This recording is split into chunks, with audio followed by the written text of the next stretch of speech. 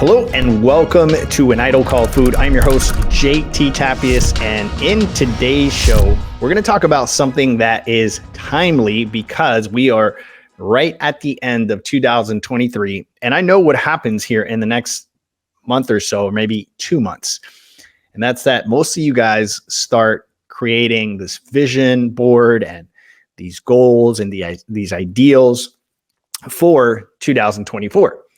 But there's a challenge. And we're going to talk about that challenge and how to resolve that challenge. But before we go on, I want to let you know that this episode is sponsored by EYBPlanFuel.com, supplements that allow you to show up as the best version of yourself. Go to EYBPlanFuel.com and check out the supplements there, because I promise you that you're going to find not only quality, but good tasting supplements that are going to actually give you the edge necessary so that you can show up like a superstar day after day. Go to EYBPlanFuel.com, check those supplements out. And without further ado, let's jump into it. In the next 7 minutes, here's my promise to you. In the next 7 minutes, I'm going to show you a very tangible way to bring your goals to fruition. Let me say this.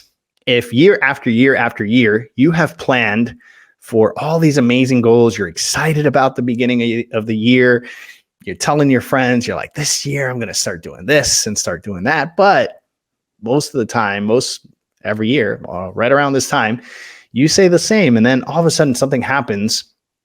You get busy. You start to rationalize and say to yourself, those goals weren't realistic. I'm just going to do the best I can. Right. And for the most part, you fall off. If this is you, my friend, I'm going to show you in 7 seconds a strategy that's going to help you accomplish all of those goals for 2024. This is my bold promise to you. So hang in there with me. And I want to talk first and foremost about goal setting, right? And what goal setting really is. Goal setting is getting super clear, right?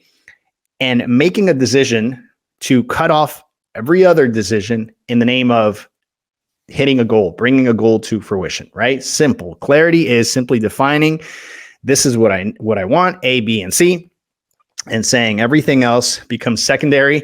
I'm going to prioritize A, B, and C, and that becomes your clarity. Now, that's what most people do, and that's how far most people get, okay? Most people point things out, and they're like, I want to achieve X, Y, Z. I want to buy this car. I want to do this with my business. I want to do this with my body. And that's it. That's where it ends. And this is where the big challenge is. In the book of Isaiah in the Old Testament, Isaiah 30, chapter 8, it says this, now go write it on the tablet in their presence and inscribe it on a scroll. It will be for the days to come, a witness forever and ever. Now, this was condemnation towards Israel because they had trusted in Egypt instead of trusting in God. So God said to Isaiah, tell them to write it on the tablet because they're short-sighted and I want them to remember what's coming to them, right? We, on the same hand, are short-sighted and we're fixed on the immediate, right? The immediate always takes priority over everything and anything. And this is why most of you guys fall short in your goals, because you start off with the best intentions, but the problem is life gets in the way, busyness gets in the way, family gets in the way, all these things get in your way. And then what do we always do? We leave ourselves last. And so we don't want to do that. And so what we want to do is that we want to make sure that when January, February comes around, we're not already, forgetting what we actually planned for. We're not being short-sighted. And most statistics say that people that plan for goals and a resolution by mid-January, early February have already fallen off.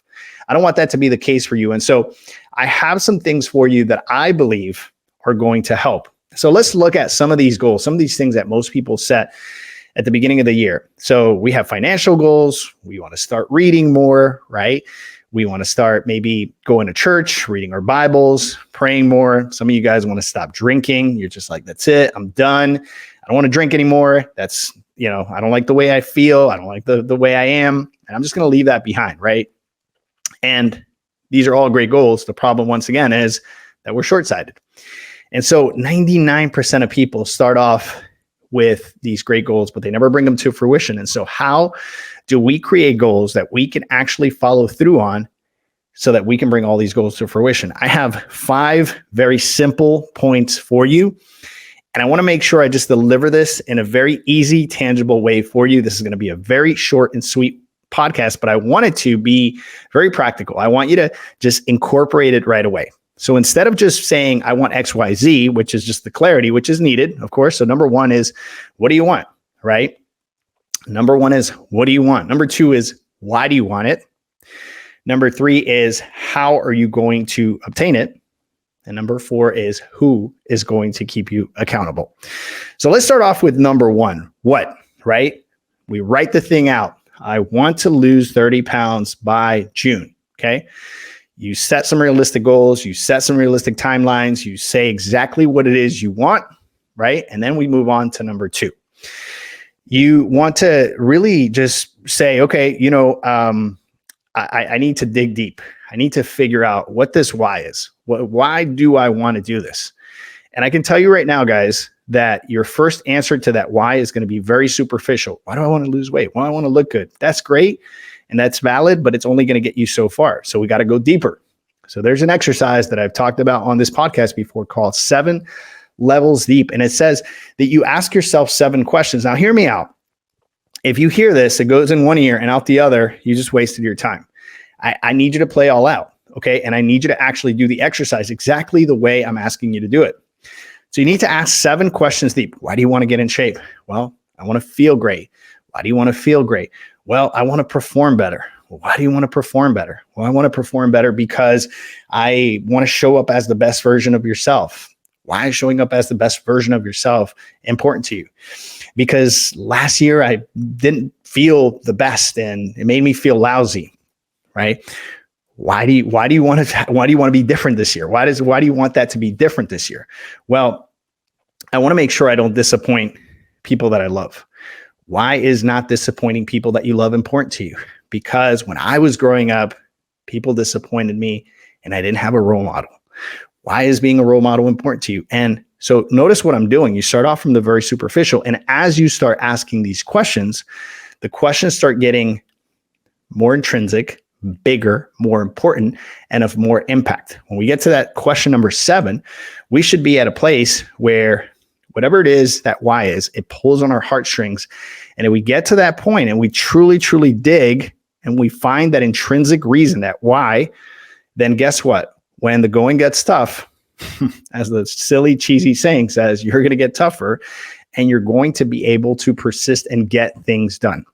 So do me a favor and write down all 7 of those questions, piggyback off of the answer until you get to a deep why. If you miss this point, if you miss this part, nothing else will work. Okay. Remember I said, in 7 minutes, I'm going to show you exactly how to do this. So moving on, how, right? How am I going to do this? Right. So now we need to create a strategy. This talks about your habits, right? What kind of habits do I need to have in place in order for me to make it to the gym every day, for me to eat healthy? Well, this now speaks about you incorporating specific alarms on your phone, you having a specific day to meal prep, you obviously having a gym that is close by. Oh boy, is that important. Make sure your gym is close. The further out your gym is, the harder it will be for you to get to the gym. So make it easy on yourself. You want to make sure you lower the barrier of entry. The brain likes simple things. If your gym is too far, if it's too hard to get there, if you live in a cold place, you got to get ready, throw on a jacket, get in a car, freeze your butt all the way till you get to the gym. Most likely you're going to do that a couple of times and then you're just going to fall off and never do it again. So make it easy, right? Maybe buy a cheap treadmill and start exercising and moving. Maybe buy some adjustable dumbbells at home and start working out at home. Whatever makes it easier. And on top of that, if you make an investment, it's going to help you really, really stay consistent with that particular goal. Okay. So you want to strategize. You need to strategize. Number 5, who? Who is going to keep you accountable? You need a third unbiased party. Okay. You need someone who you respect, but you're not too close to. And on top of that, if you can pay that person, even better. When you pay attention. So if you can hire a coach, a trainer, someone who can keep you accountable, this is going to guarantee that you actually show up and you get the work done. Because when we invest, right, we have like this extra motivation because we just put money out and we want to make sure that we get a return on investment. On top of that, we have a tendency to respect others more than we respect ourselves. Ouch. I know that hurts a little bit, but please hear me out. What I'm trying to say here is that we are willing to show up for a trainer in the beginning more so than we're willing to show up for ourselves. Now, we don't want to stay there. We want to get to the point where we respect ourselves enough that we simply show up because that's what we said we were going to do. And that's the kind of commitment and communication that you want to have with yourself, so that you move from needing that accountability partner always babysitting you and watching after you, till you actually create some independence and you start to truly push, because this is who you are. This is a new identity, and this is ultimately where we want to get to. So to recap here, we need to know the what, we need to know why, we need to know how we're going to do it, and we need to find a who's going to keep us accountable. Very simple, very easy, yet very powerful. If you incorporate this, I promise 2024 is going to be amazing, and that's exactly what I want it to be for you. I hope you enjoyed this episode. More importantly, I hope you put it to action. I hope you have an amazing 2024. Please remember, just to recap here really quick, what do you want? Why do you want it? How are you going to achieve it? And who is going to keep you accountable? JT Tapias with an idol called food. I hope you enjoyed this episode. I'll talk to you guys soon. Ciao, ciao.